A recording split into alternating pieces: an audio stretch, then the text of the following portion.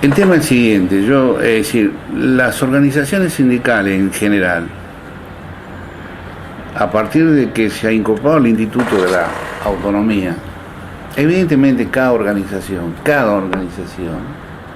resuelve la situación conforme a la voluntad plural de su propia organización, en el marco de los respectivos congresos, tanto sea ordinario como extraordinario. Es decir, meterse en el marco como una especie de imposición, nadie podía llegar a decir, bueno, en la concertación nos dice que hagamos tal cosa. Todo el mundo tenía previsto su normalización, todo el mundo tenía programada su normalización sobre la base de lo que es su estatuto y la voluntad de las organizaciones, ya sea las filiales en las organizaciones de primer grado, o las sindicatos en las organizaciones de segundo grado, como la propia CGT en la organización, como organización de tercer grado. Sin ninguna duda creo que han tenido, más que fracaso diría, ha sido una idea de ir al camino del ejercicio autónomo de cada organización, ¿no? Para su normalización. Y no fue dramático, porque después se normaliza la CGT, se normalizan las organizaciones y empezaron a caminar, a trabajar. Solo un punto respecto al primer paro, que es en septiembre del 84. El primer paro se va a realizar en razón de un reclamo que va a continuar por mucho tiempo, que es el retraso de los salarios respecto a la inflación, ¿cierto? Sí. Por un lado ustedes reclamaban aumentos salariales, pero por otro tenían un problema, que era el Ejecutivo tenía la capacidad de fijar los salarios por decreto, ¿no es cierto? En base a la facultad que tiene el Ejecutivo, ¿qué margen de maniobra creen ustedes tener? No había, por eso te digo, todo eso fue lo que dificultó mucho lo que vos me decías con respecto a Casella, ¿por qué? Bien lo decís vos. Cuando el Poder Ejecutivo tiene la capacidad de dictar el salario, que manejaba en función lógica de una macroeconomía, en función de lo que podía ser la inflación, todo lo que... Pero es decir, el salario deprimido, al no haber una mesa de concertación a través de las convenciones, evidentemente que ahí empezó el movimiento de la CGT, por eso el paro que vos señalás, que ha sido uno de los paros casi como hito iniciador de los sucesivos paros.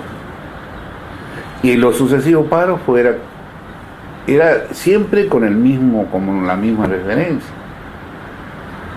Yo creo que esto, y en eso Alfonsín tuvo muy bien, yo diría, dirigido en el tema, cuando él accede al tema del retorno de la ley de 14250, la ley de convenciones colectivas. La accede cuando nosotros estábamos en el ministerio. ¿Ustedes creen que un plan de lucha, una estrategia confrontativa al inicio, creen que puede dar resultados? Porque el sindicalismo tiene antecedentes donde eso efectivamente había funcionado. En el caso de Alfonsín se probó que la estrategia de confrontación... Sí, claro, se hizo más sistemática, casi una confrontación casi permanente, por eso los 14 paros, ¿no? Porque no había, es decir, yo creo que yo alguna vez dije una palabra que muchas veces me la recuerda, incluso el otro día me encuentro con Recalde y me dice, yo la vez pasada manejé un concepto tuyo. Yo dije en su momento cosas que observé de tal manera. El Ministerio de Trabajo tenía para mí un enemigo estructural que era el Ministerio de Economía, porque estaba el empresariado metido y obstaculizaba muchas cosas en el Ministerio de Trabajo. Al no jugar cada uno en la área que realmente corresponde, yo no te digo que el Ministerio de Trabajo se pueda disparar frente a un proceso, una macroeconomía, pero por lo menos empezar a ejercer como autoridad de aplicación lo que en cierta medida, por la naturaleza de su propia función, por la naturaleza de las cosas, tenía que desarrollar. Yo te digo, porque nosotros lo veníamos visualizando de esa manera, es decir, no fuimos ajenos al proceso de ese movimiento permanente.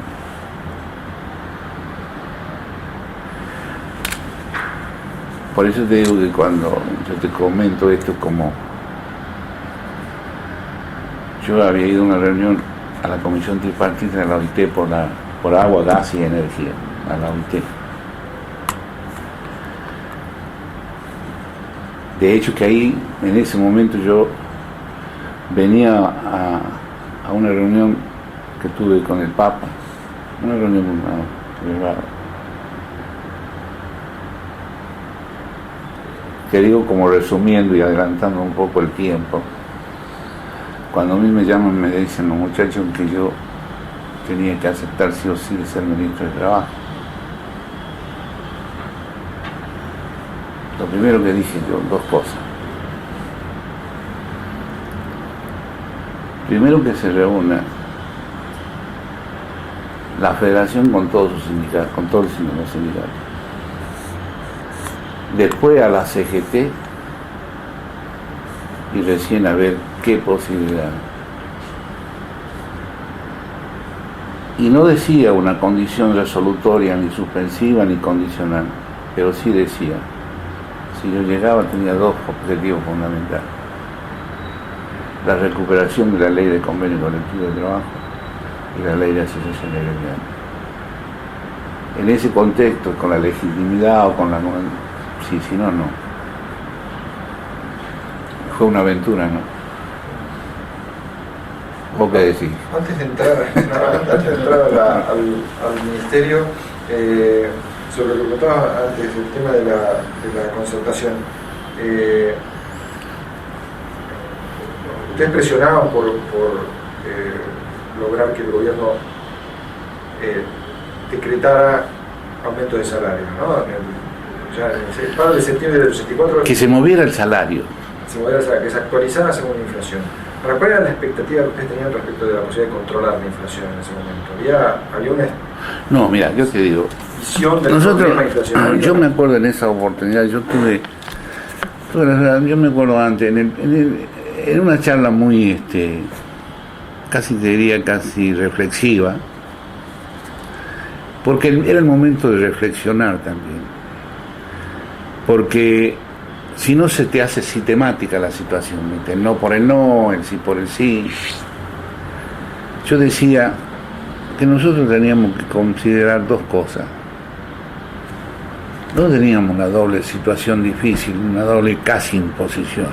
Un salario bajo, vos veías que la inflación se iba arriba, una política de tributaria bastante difícil, y como principio de economía todo era una traslación al consumo. Entonces el salario bajo más la incidencia en consumo con el tema de la política tributaria y con el tema de la inflación era tremendo para nosotros.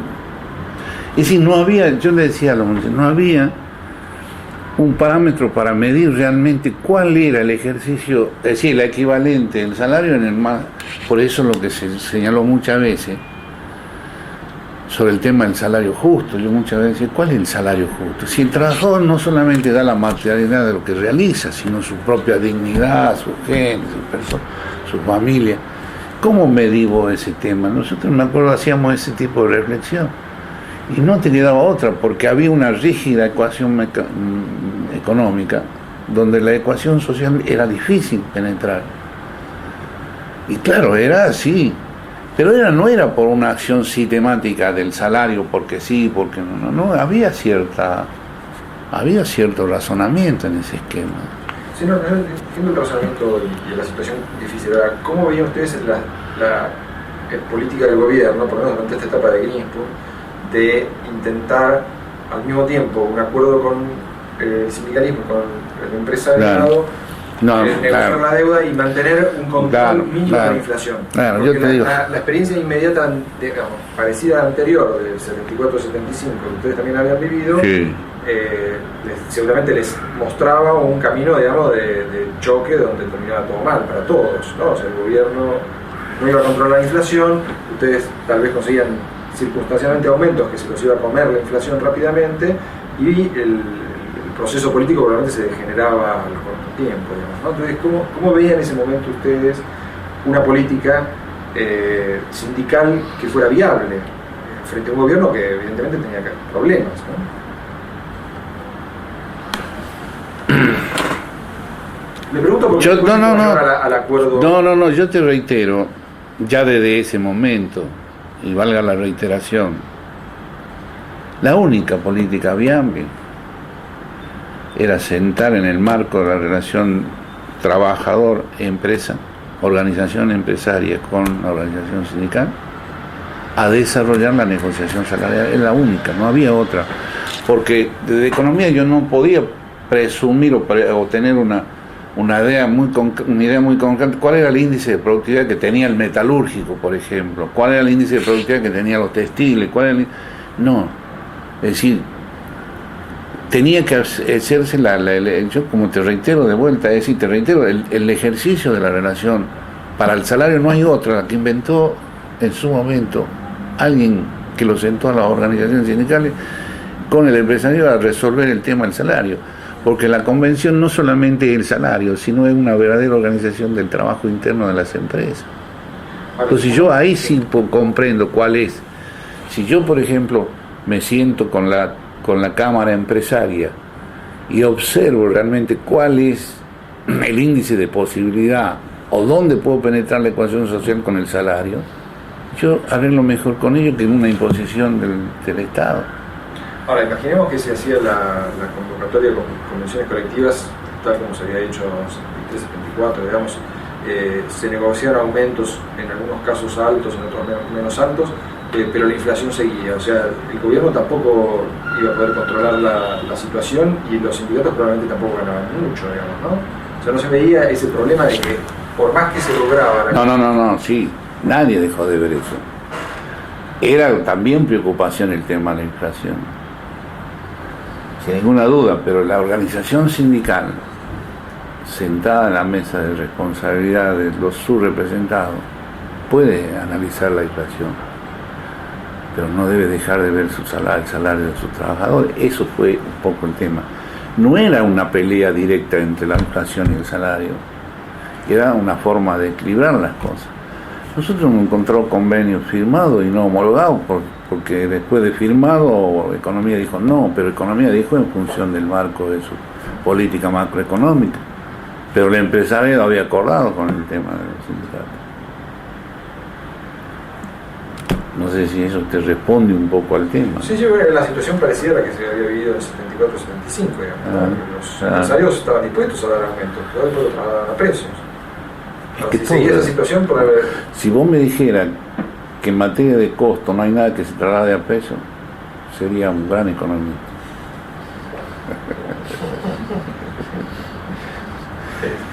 El principio de traslación en economía existió siempre, ¿viste? No hay ninguna duda. ¿Cómo hacemos? A ver, tenemos un ratito más y después en todo caso seguimos. Cuando se hace el plan austral, ¿ustedes qué evaluación hacen? Fue un plan, digamos, que cambiaba la situación, ¿no? Sí, yo te diría, no hablando desde el punto de vista técnico en la política monetaria, pero de todas maneras, cuando el plan austral, ¿qué te hizo el plan austral? Te modificó, es decir, el sistema monetario de una manera que reacomodaba un poco la economía en ese sentido. Pero yo no vi, es decir, por lo menos nosotros así observamos en su momento, que el plan austral modificara en alguna medida el tema de la macroeconomía, porque el fundamental, cuando vos tenés una política monetaria manejando sí o no, con mayor o menor valor, como hoy por ejemplo, tenés que tener una economía creciente, si no, no te sirve ningún tipo de... Eso es por lo menos lo que entendemos nosotros. La vez pasada, en una conversación, en una charla, en una mesa en la que yo tuve la suerte de participar, invitado por supuesto, escuché dos economistas con mucha razón. Vos fíjate que después se han inventado muchísimas monedas incluso en las provincias, sin tener en cuenta cuál es el marco de crecimiento que respalde en cierta medida tal cosa. El plan austral no estaba muy respaldado tampoco por el Banco Central, no había reserva suficiente. Eso que significaba que en cierta medida podría haber un pasivo mayor que perjudicara a la inflación. Cosa que hoy tiene la suerte este gobierno de que hay un crecimiento, el valor dólar lo mantienen, pero tiene un respaldo para... En ese tiempo no hubo. Ese es desde el punto de vista de mi modesto entender en el plan austral. ¿Cómo recibe el sindicalismo el lanzamiento de este plan? Porque este fue un plan que fue diseñado en gran secreto, no por sorpresa ustedes, ¿no es cierto? Y además... No solamente el sindicalismo, creo que la sociedad en su conjunta, ¿no? Sí. Y además ustedes tienen... ¿Cuál fue la estrategia a seguir frente a este lanzamiento? Porque, de vuelta, se congelaron los salarios, pero además se entendía eso, que era un plan que inicialmente tuvo gran popularidad y que además de alguna manera fue refrendado por las elecciones del 85, ¿no es cierto? Era un plan que por un lado ustedes no ponían dificultades, pero que a su vez tenía un gran apoyo popular. ¿Cuáles fueron los debates sobre qué hacer frente a esta situación? Mira, yo te digo, en ese momento yo recuerdo que por haber sido un poco medio sorpresivo para muchos, incluso las organizaciones sindicales, en cierta forma, algún momento hemos podido observar lo que yo te hacía como cuadro recién. Es decir, siempre hemos pensado en ese campo. Cuando el gasto público aumentaba en ese momento, cuando el tema tributario era bastante difícil de manejar, con el tema de la inversión y el cambio de una moneda sin crecimiento, a nosotros nos preocupaba, ¿cómo no? ¿Sí? Yo creo que, no sé si ustedes recordarán que hubo, en el marco de un debate que hubo en el Comité Central Confederal, se analizó esto y se tiró una referencia más o menos como para, no digo para hacer un impasse del tema, pero por lo menos para ver de qué manera se movía un poco este tema de la economía y el tema del salario, porque estaba con un salario muy deprimido en ese momento. Claro, es cierto eso por un lado, pero por otro, al tener gran apoyo, continuar con esta estrategia de confrontación podía eventualmente aislar al sindicalismo del resto de la sociedad o de los sectores sociales. Sí. Pero después la misma sociedad se dio cuenta que la cosa no andaba. Claro, pero en los inicios eso no fue un problema y en base a eso no se debatió qué estrategias alternativas adoptar. Sí, en ese momento yo te digo, muchas organizaciones sindicales no hicieron ningún tipo de movimiento de fuerza. La CGT hizo extendió un poco el tema, ustedes deben recordar, avanzar el plan austral, se hizo prácticamente, fíjate, en esa fecha calendaria, o a ver que el movimiento se tiró un poco, el movimiento de fuerza, no hubo, no ha sido tan así confrontativo del momento, ¿no? Claro, yo creo por los debates. Yo creo que mucha gente no analizó la prudencia que realmente tuvo el movimiento obrero. No es porque haya tenido, yo muchas veces lo he hablado con Alfonsín. También muchos conceptualizan los 13 paros, los 14 paros.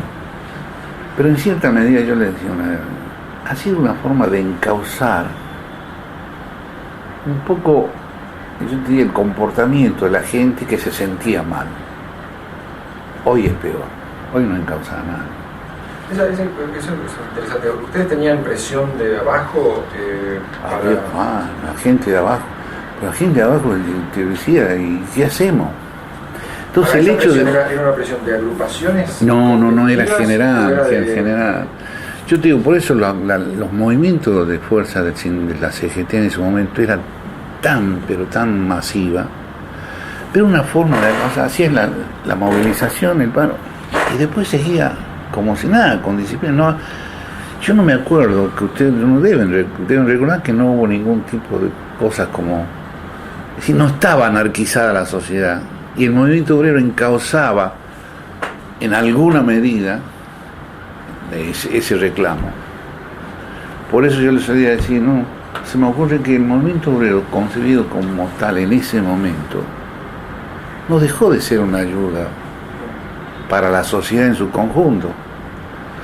Después, bueno, qué sé yo, tantas cosas se dicen, pero yo digo, en esos momentos y en esos años, en el principio de la democracia, creo que por eso también Alfonsín lo entendió. Yo creo que Alfonsín fue para nosotros, para mí, yo observo que en la historia ha sido un tipo prudente, hizo las cosas que en su capacidad, en su momento lo hizo y sí pudo hacerlo, como reivindicaciones que el movimiento sindical alguna vez se tendrá que acordar de que decirle que le dio la ley de asociaciones sindicales. Ahora, da la sensación que para los 25 y para el gualdinismo los paros eran además una forma de construir un polo de oposición política. ¿Eso cómo lo veía No, es decir, yo creo que los 25 se caracterizaron como tal y se conceptualizaron de esa manera en el campo del Parlamento, pero como movimiento interno del Parlamento, pero no en el campo propio de la CGT. Sí, en el campo tenían, por supuesto, el tema de decir la línea, pero todo era, si vos te fijás o te recordás, el movimiento obrero hacía todos sus movimientos en función de la CGT, donde convergen todos, los 25, los 15, todo eso. No había en el campo de la política, a lo mejor 25, conceptualizado como tal, con ese tipo de...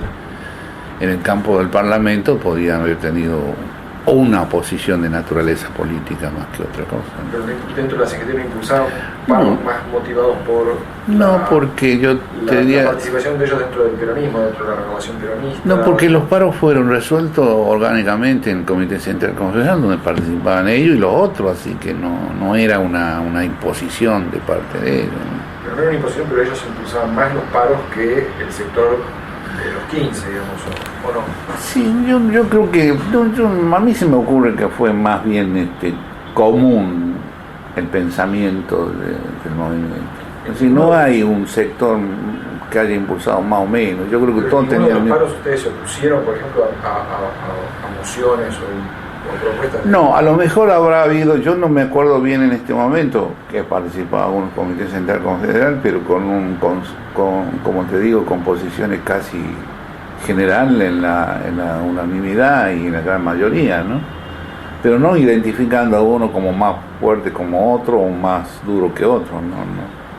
Eso es muchas veces en el campo de la, ¿cómo te puedo decir?, de la disertación, pero en el fondo, en el objetivo, en la referencia y en el pensamiento de lo que se está debatiendo, siempre hubo una resolución, por lo menos mayoritaria, que la que disciplinadamente tenían todos. Digo porque nosotros teníamos la impresión, digamos, o por algunas informaciones, de que ya en ese momento había sectores, básicamente los 15, que tenían una posición más dialoguista con el gobierno. Bueno, sí, no te discuto, eso es cierto. Tenían una relación en el campo de un diálogo que, es decir, los 15 que conformaban, por supuesto, las organizaciones como Comercio, como Luz y Fuerza, como Bancario. Es decir, no sé si decirle dialoguista. Cuando vos tenés que ejercer una relación de naturaleza laboral en el campo del derecho político, ¿con quién tenés que hablar? Con el gobierno, con el que tiene poder. Eso no quiere decir que vos ibas y entregaba, es decir, un mandato de una resolución, al contrario, era el paso quizá previo a una solución, ¿no? No, yo quería preguntar justamente si esa división entre los 15 y los 25 tenía más que ver con razones políticas o más bien de sectores productivos. Porque por un lado, parece que los 25 querían se venía más en concordancia con la estrategia política del Partido Justicialista, ¿no es cierto? Y por tanto se entienden por una estrategia más confrontativa, ¿no es cierto? Sí. Y también a su vez, bueno, los 15, como usted dice, hubo más una relación directa entre Estado y sindicatos. Pero también esta división tiene que ver con cuestiones de sectores productivos, ¿no? Porque, por lo menos por lo que sé, los 15, muchos de los sindicatos que estaban incluidos en los 15 estaban en sectores más dinámicos de la economía y que podían beneficiarse de alguna manera con algún acuerdo de precios con el gobierno, ¿no es cierto? Eran sectores que estaban creciendo y que eventualmente podían tener negociaciones salariales. En cambio, los 25, no tanto, estaban en sectores más rezagados y que, digamos, eventualmente se veían más beneficiados con aumentos generales de salarios como los que proponía Gualdini, ¿no es cierto? No, pero ¿vos sabés quiénes estaban los 25? ¿Te acordás? Sí. Bueno, mira, tabaco, sí, productivo, que podía negociar tranquilamente con la empresa. Sí, le pregunto, pero... No. Por eso te digo, está bien la pregunta. Roberto García, Borda, sí, todos esos muchachos podían negociar tranquilamente. Por eso vos tenés, es decir, para mí la división, como yo siempre dije, son divisiones políticas, no son divisiones tan... Eran las divisiones políticas identificar el marco de cómo tenían con su grupo. Era una manera casi de decir, yo no estoy de acuerdo con vos, por eso yo estoy en esta agrupación. Pero en el fondo y en el objetivo no había, había denominador común. a nivel de la Confederación General de Trabajo, a nivel del movimiento. Yo te digo que cuando ellos, los muchachos de los 25, estaban negociando la ley de convenciones colectivas de trabajo, nosotros se lo quitamos de la mano e incorporamos la ley 1450. Nunca lo publicitamos porque no era un problema de hacer ver de que nosotros hemos sido más peronistas que ellos. ¿Puedes explicar un poco más? Cuando nosotros llegamos al Ministerio de Trabajo, los 25 estaban negociando una nueva ley de convenios colectivos de trabajo. Estaban los archivos del Congreso. Cuando dijimos nosotros, no, fue una gran discusión que tuvimos internamente en el gobierno con Surrin. En una mesa donde estaba Surrin, estaba Brodenson, yo estaba con mi compañero con Zanussi, y Alfonsín estaba sentado. Entonces dijimos, no. Yo te digo, me pregunta Alfonsín, ¿y por qué no se quiere la ley 14250? Yo le digo, porque es una ley peronista. Esta vuelta voy a laudar por Alderete. Nos fuimos con eso y así nace la ley 14250, de vuelta. ¿Y ese proyecto era, qué problemas tenía o qué déficit? No, simplemente nosotros trajimos de vuelta la ley marco de la 14250, después yo me fui, por supuesto, y vino Tonelli, son las leyes que nosotros... Y mira que yo con los 25 yo lo atendía cuando estaba en el ministerio, venían los muchachos a hablar conmigo, venía él, venía todos los muchachos de los 25, yo tenía una gran relación con todo, porque inclusive alguna vez los muchachos de los 15 me decían que por qué yo le daba pelota a los 25, porque yo tenía entendido, y así entendí siempre, el ejercicio del ministerio era para todas las organizaciones por igual, no era que uno... Víctor de Genaro, cuando yo le firmé, eso fue una historia, a Víctor de Genaro tenía un conflicto muy fuerte porque le faltaba el laudo, habían en un angolino, en los astilleros. Un día viene Víctor, él estaba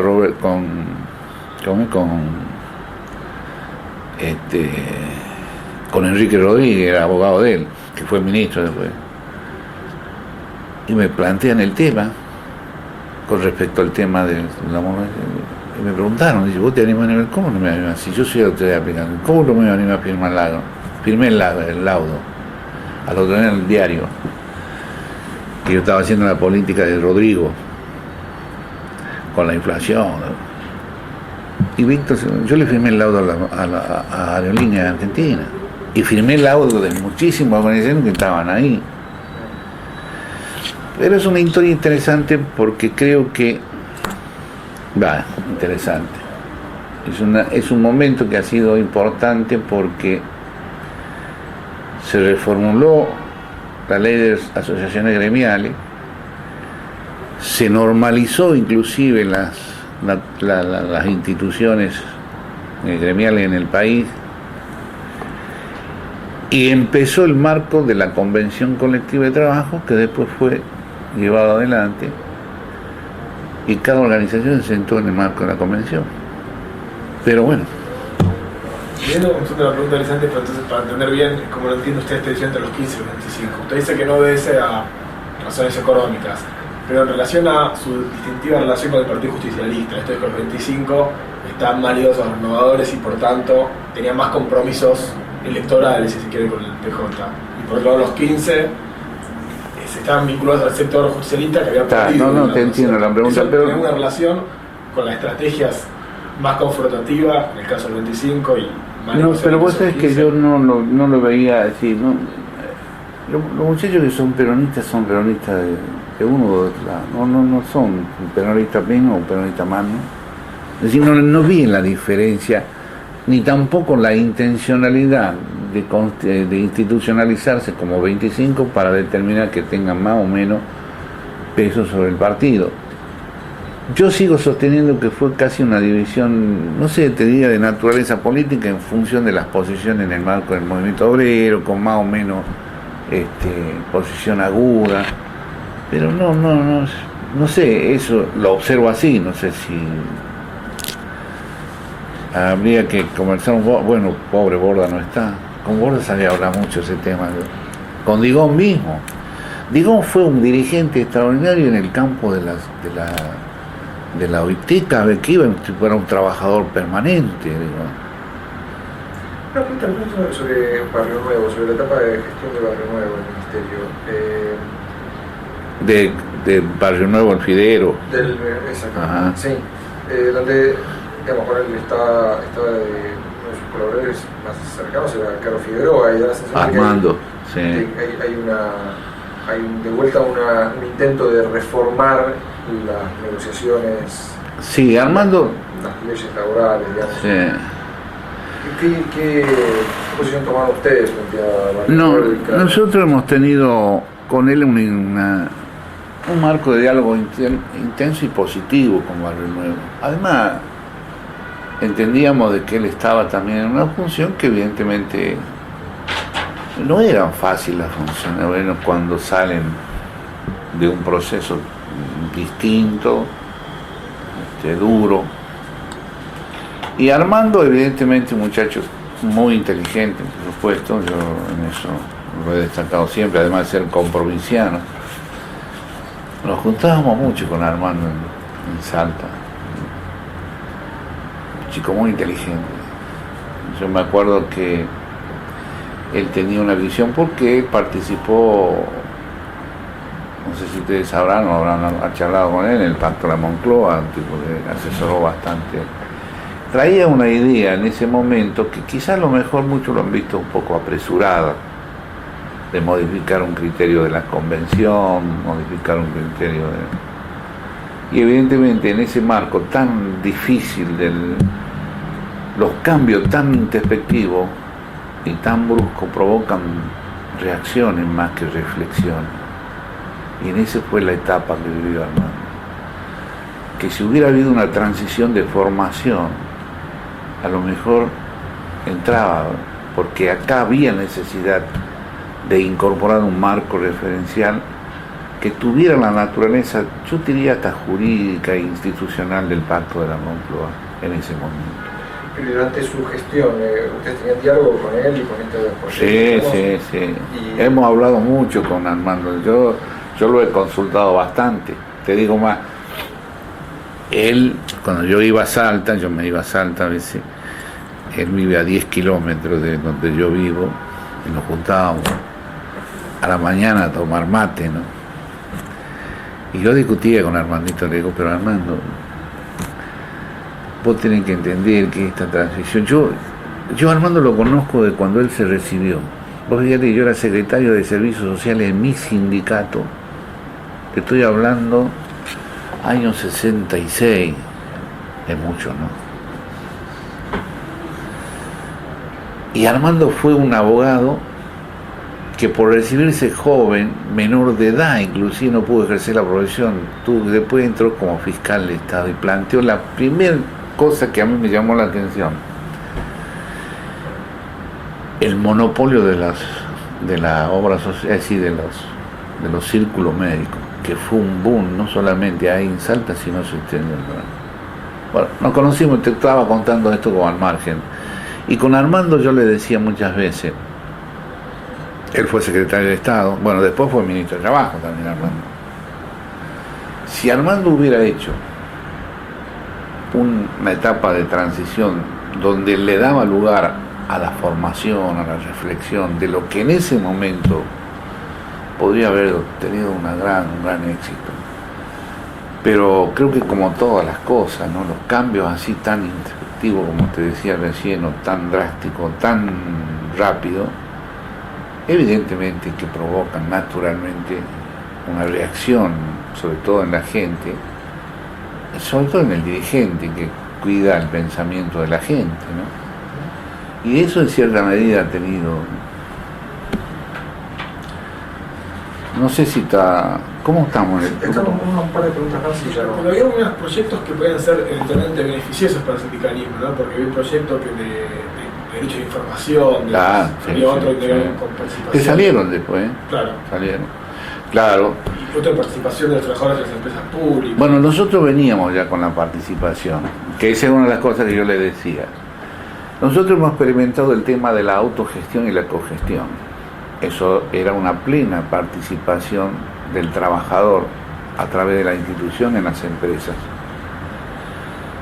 también traía Armando el tema de la información, que en alguna medida podía, y en eso las empresas mismas no estaban muy de acuerdo, porque era en alguna medida tener el brazo extendido de la organización a través de una persona para analizar cuál era el resultado de anualidades de los servicios en materia económica, en materia financiera, por lo menos para determinar cuál era la capacidad del capital a los servicios, a los efectos del salario, o de todo lo que en alguna medida componían el derecho o la obligación convencional de las empresas, que estaban en alguna medida también cuantificadas en un cierto valor económico con los distintos aportes y contribuciones que tenía, que era una discusión casi constante y permanente de la organización.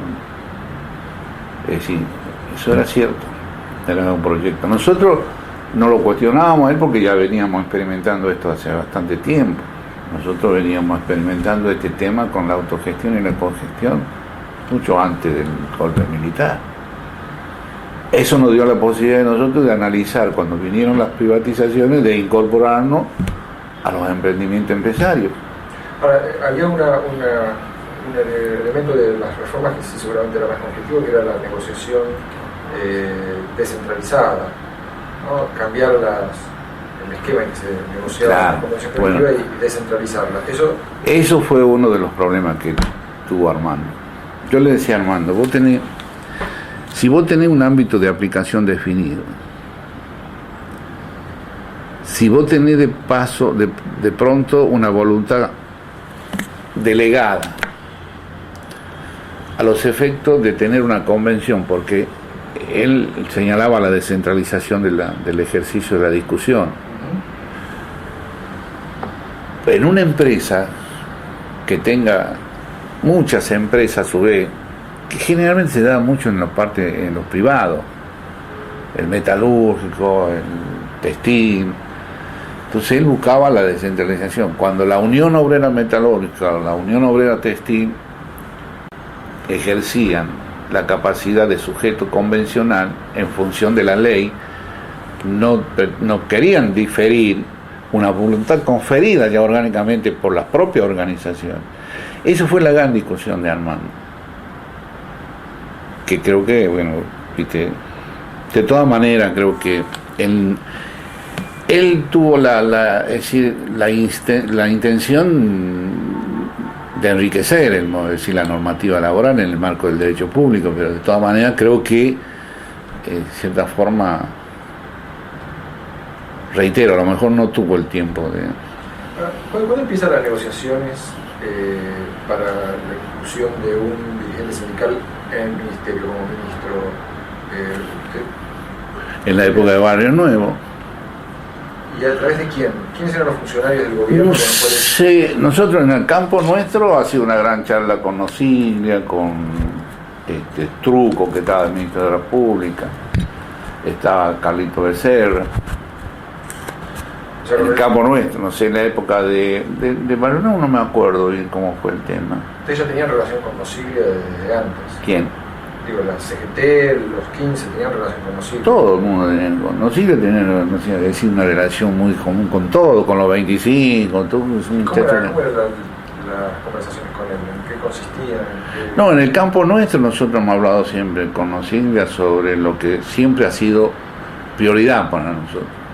Es decir, yo siempre he dicho lo que te reiteré hace rato, es decir, en todo tipo de conversación uno trata de no subvertir, como te digo, ni la jerarquía de las necesidades, ni los objetivos que se tienen.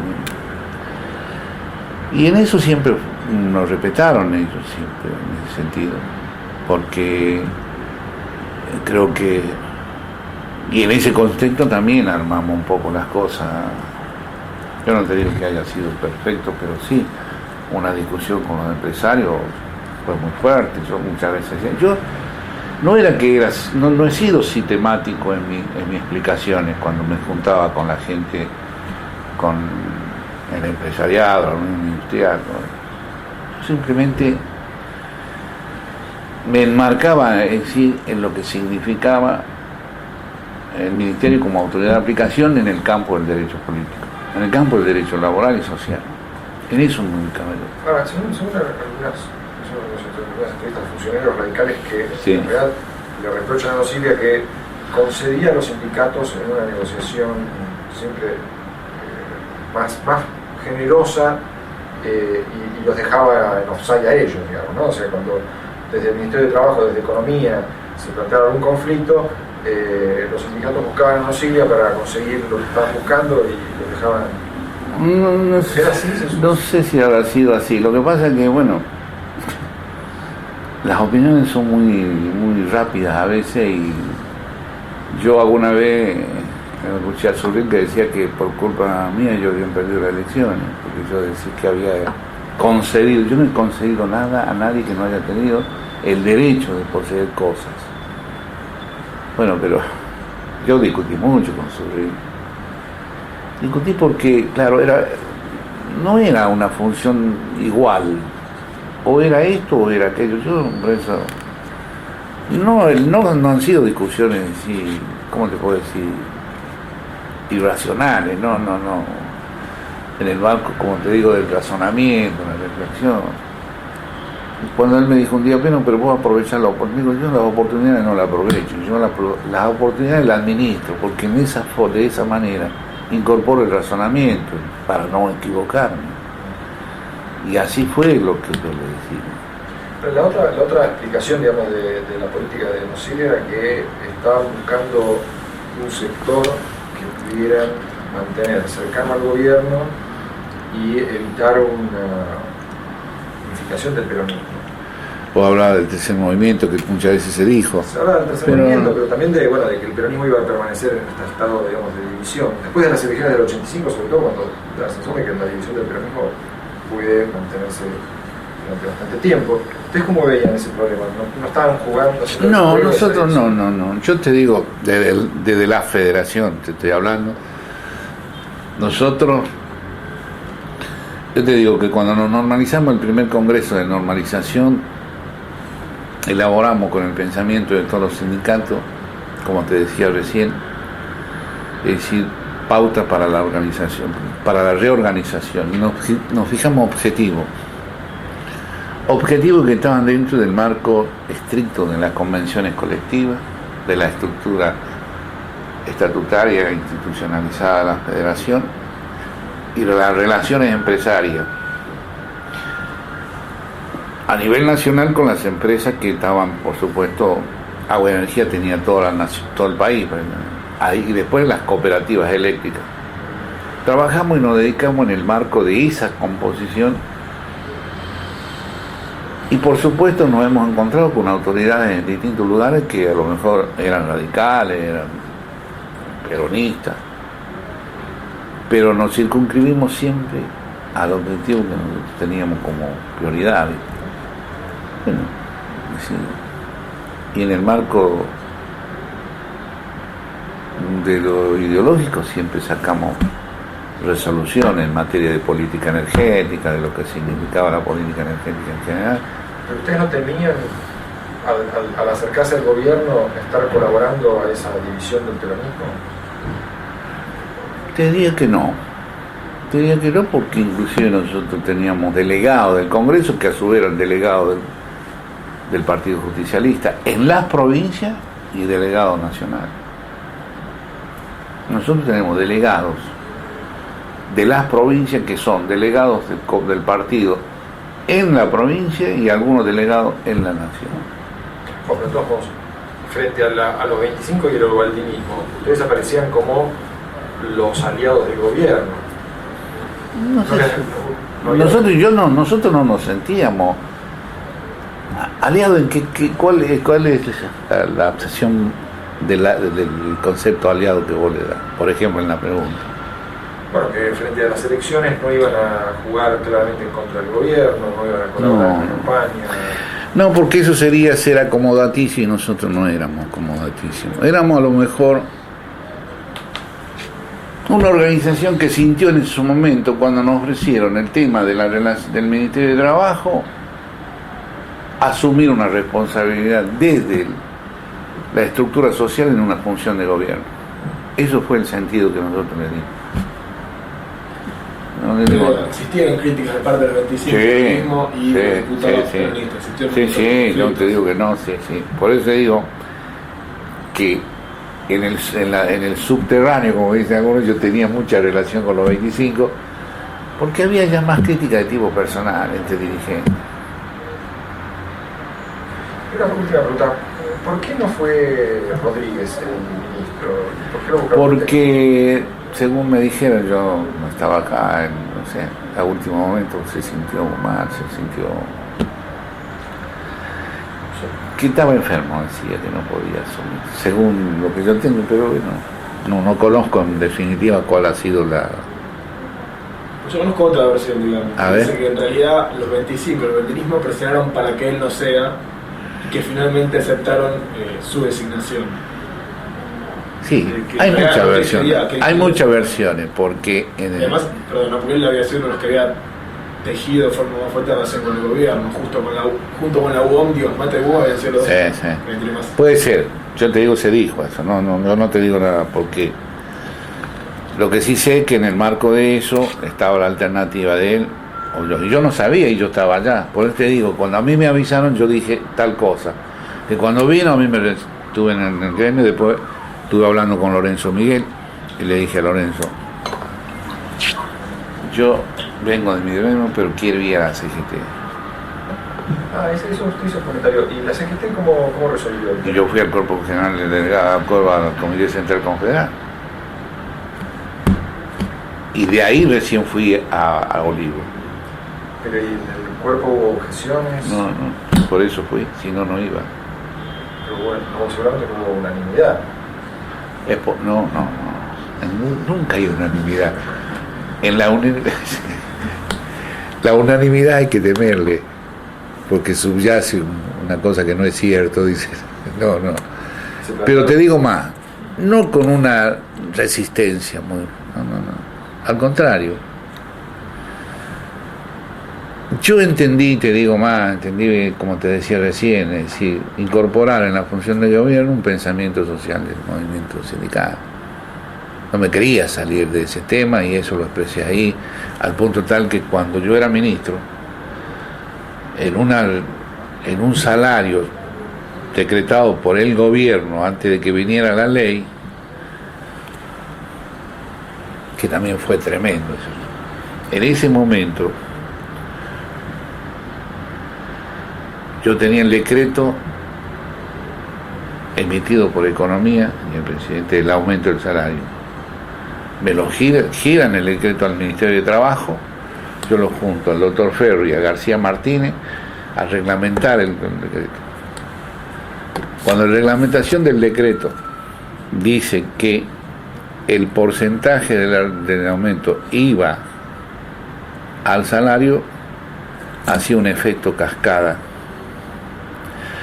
Yo voy a la CGT, al cuerpo delegado, y nunca me olvidé cuando Pedraza me dice el tanto por ciento va algo, sí, le digo, salió el otro día el diario, quería renunciar Manchinea, quería renunciar, estaba en el Banco Central Manchinea, Surril, y salió el alderetazo, no sé si ustedes han visto. Porque cuando a mí me llaman, y yo fui a la casa, a Olivo, estaba el presidente, estaba Surril, estaba como... Y yo dije, yo hice lo que tengo que hacer, no hago otra cosa. Reglamentamos este decreto y este es el resultado. Lo que hay que tener cuidado es cuando se hace un decreto al margen de lo que exige la ley y la norma constitucional y la norma de relación laboral. Esa fue mi respuesta. Nunca más me dijeron nada. Lo que sí fui criticado por Manchinea, por todo. Fíjate, mira, en el diario La Nación, yo tengo un archivo así que me lo entregó una vez Escribano. Si vos te ponías a leer eso, la pelea mía con Surril, lo que yo te digo está ahí en ese esquema. ¿Cómo hacemos? A ver, yo, perdóname, vos querés, no sé.